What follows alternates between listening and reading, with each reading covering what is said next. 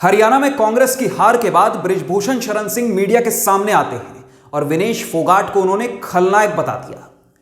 विनेश फोगाट जो अपनी सीट पर तो जीत गई, विधायक बन गई, जुलाना सीट से वो विधायक बन चुकी हैं, उन्हें जीत के लिए बधाई। लेकिन आखिर वो कैसे कांग्रेस के लिए हरियाणा में खलनायक साबित हुई?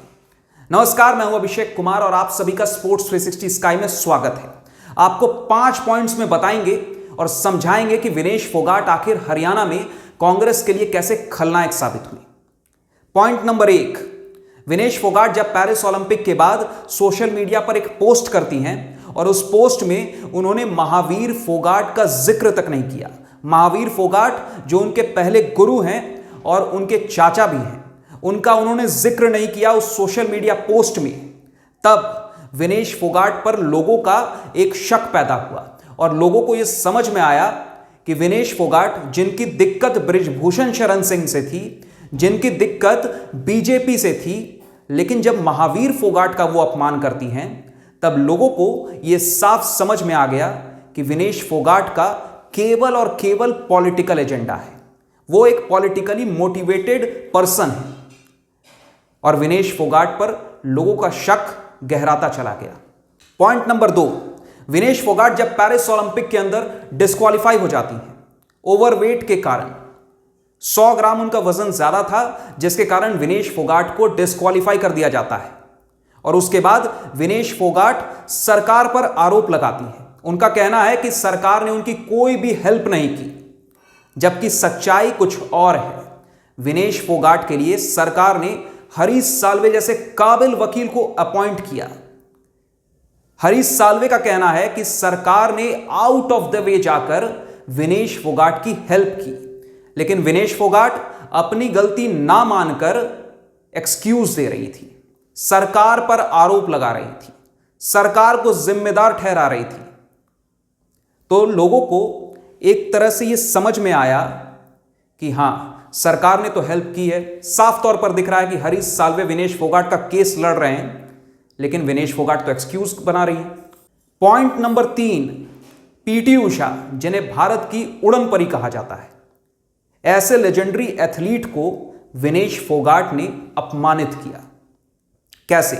जब विनेश फोगाट से मिलने पीटी उषा हॉस्पिटल गई थी और वहां से एक फोटो रिलीज की गई थी।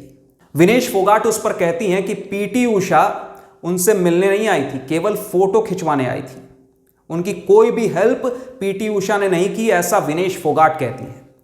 जबकि सच्चाई यह है कि पीटी उषा बतौर आईओए अध्यक्ष पेरिस में मौजूद थी और विनेश फोगाट के साथ उस डिफिकल्ट टाइम में हर पॉइंट पर उन्होंने साथ दिया।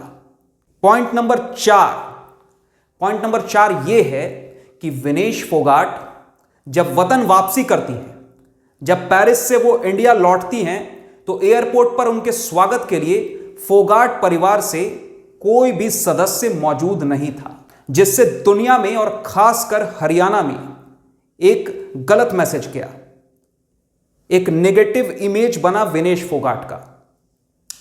हालांकि एयरपोर्ट पर उनके स्वागत के लिए साक्षी मलिक, बजरंग पुनिया और कांग्रेस लीडर दीपेंद्र हुड्डा जरूर मौजूद थे, जिससे लोगों को यह साफ समझ में आया कि विनेश फोगाट पॉलिटिकली मोटिवेटेड हैं और उनका केवल और केवल पॉलिटिकल एजेंडा है। पॉइंट नंबर 5, विनेश फोगाट को अपने परिवार से ही विरोध का सामना करना पड़ा। महावीर फोगाट, बबीता फोगाट से लेकर गीता फोगाट तक ने विनेश फोगाट का विरोध किया। बजरंग पुनिया के गुरु योगेश्वर दत्त ने तो यहां तक कह दिया कि विनेश फोगाट को देश से माफी मांगनी चाहिए, उन्होंने देश का एक मेडल का नुकसान किया है, तो विनेश को पूरे देश से माफी मांगनी चाहिए, योगेश्वर दत्त ने यहां तक कह दिया। अब लोगों को गुस्सा इसलिए भी आ रहा है कि विनेश फोगाट के अंदर सभी एक चैंपियन देखते थे। उनको लगता था कि चलो इस ओलंपिक में तो विनेश फोगाट मेडल जीतने में कामयाब नहीं हो सकी, लेकिन आने वाले अगले ओलंपिक में यानी 2028 के लॉस एंजलिस ओलंपिक में विनेश फोगाट जरूर गोल्ड मेडल जीतेंगी। लेकिन विनेश फोगाट ने तो रिटायरमेंट का अनाउंस कर दिया, विनेश फोगाट ने पॉलिटिक्स में एंट्री कर ली, विनेश फोगाट कांग्रेस की ओर से चुनाव लड़ने चली गई। तो लोगों का गुस्सा तो वाजिब था, क्योंकि लोग ऐसा मानकर बैठे थे कि विनेश फोगाट अगले ओलंपिक में पक्का गोल्ड मेडल जीतेंगे।